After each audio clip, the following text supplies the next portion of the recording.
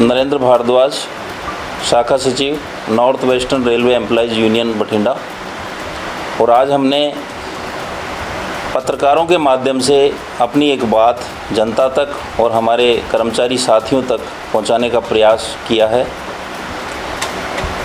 भारत सरकार लगातार सभी सरकारी उपक्रमों का निजीकरण करने जा रही है और उसमें रेलवे को सबसे ऊपर उन लोगों ने रखा है। और रेलवे एक ऐसा साधन है जो बिल्कुल गरीब से लेके देश के सबसे अमीर तबका भी उसको उपयोग में कर रहा है।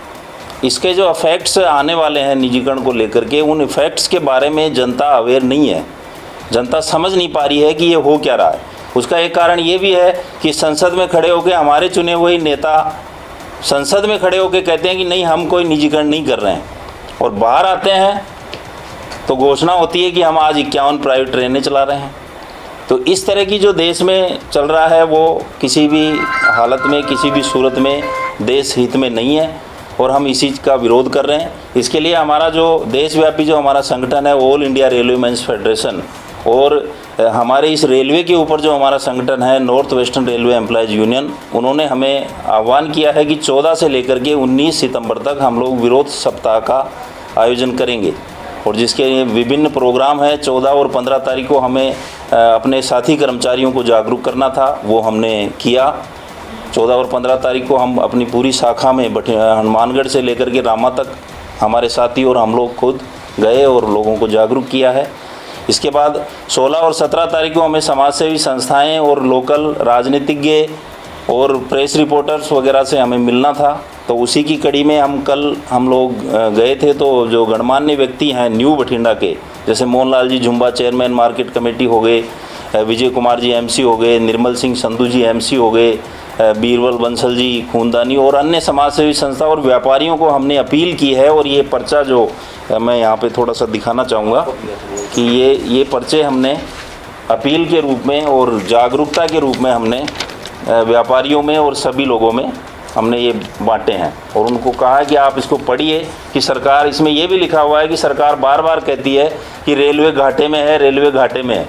हमने इसमें लिखा है कि पिछले 3 सालों में हमने रेलवे को बिना घाटे के हम लोग चला रहे हैं, इसके बावजूद सरकार अपनी उस पर जो है अड़ी हुई है कि हम तो निजीकरण करेंगे। आज निजीकरण की क्या क्या नुकसान होंगे?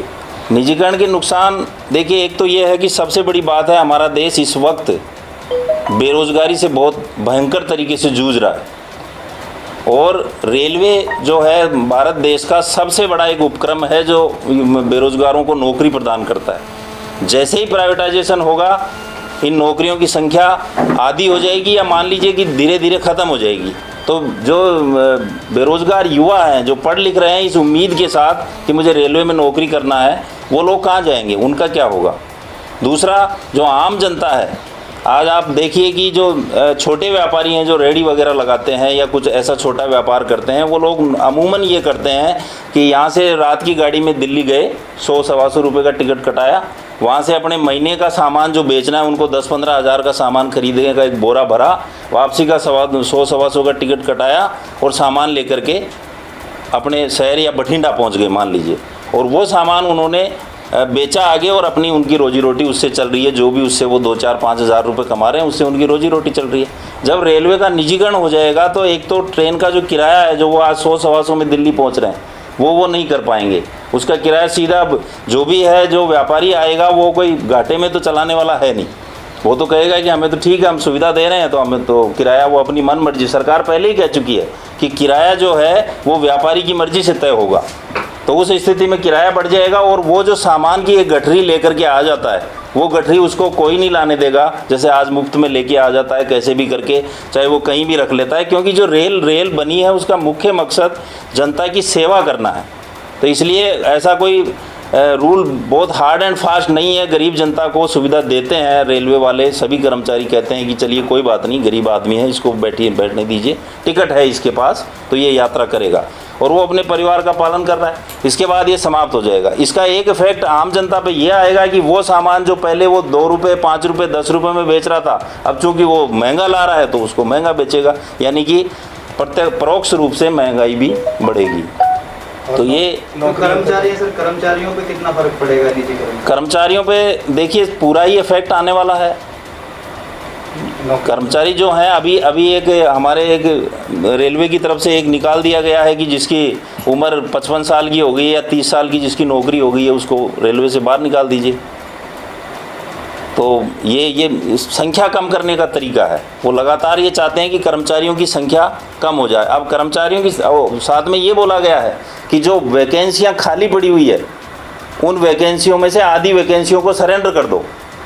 आज जो रेल का कर्मचारी है वो इतने कम आदमी होते हुए भी अब कैसे भी करके रात दिन काम करके वो रेल को चला रहा है, लेकिन इस चीज़ को सरकार नहीं समझ पा रही है। आपका विरोध कहाँ तक चलेगा ये? फिलहाल जो हमें 14 से लेकर 19 तारीख तक का हमें आह्वान किया हुआ है और उसी के अकॉर्डिंग हम कार्रवाई कर रहे हैं। अगर सरकार नहीं मानेगी तो जैसे आदरणीय हमारे शिव गोपाल मिश्रा जी महामंत्री ऑल इंडिया रेलवेमैन्स फेडरेशन की तरफ से जो आह्वान होगा हम उसी हिसाब से आगे की कार्रवाई करेंगे।